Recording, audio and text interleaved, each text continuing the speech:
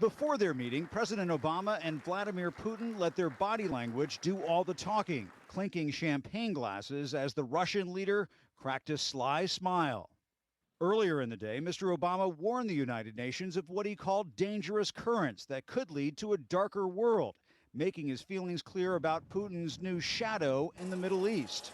We're told that such retrenchment is required to beat back disorder. The president slammed Putin's recipe for defeating ISIS, whose main ingredient is propping up that country's leader, Bashar al-Assad. In accordance with this logic, we should support tyrants like Bashar al-Assad, who drops barrel bombs to massacre innocent children, because the alternative is surely worse. But with no end in sight in the battle against ISIS, Putin is essentially proposing a plan B. Instead of supporting the Syrian rebels like the U.S., Russia wants to back Assad, so it's forming an intelligence sharing agreement with Iraq, Iran, and Syria. No one but President Assad's armed forces and Kurds militia are truly fighting the Islamic State and other terrorist organizations in Syria. Putin blamed the U.S. for the rise of ISIS.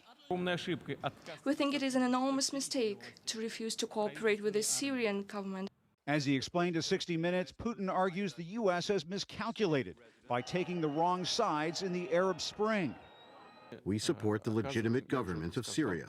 President Obama, who's long said Assad must go, is now softening that stance and adding he'll even work with Russia and Iran. Realism dictates that compromise will be required to end the fighting and ultimately stamp out ISIL. But the U.S. and Russia still aren't collaborating, even as Moscow ramps up its military presence in Syria. This is not yet coordinated.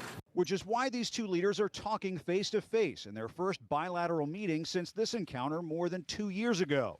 An easier time in the relationship before Russia invaded Ukraine and became isolated from the West, something Mr. Obama wants the world to remember. If that happens without consequence in Ukraine, it could happen to any nation gathered here today.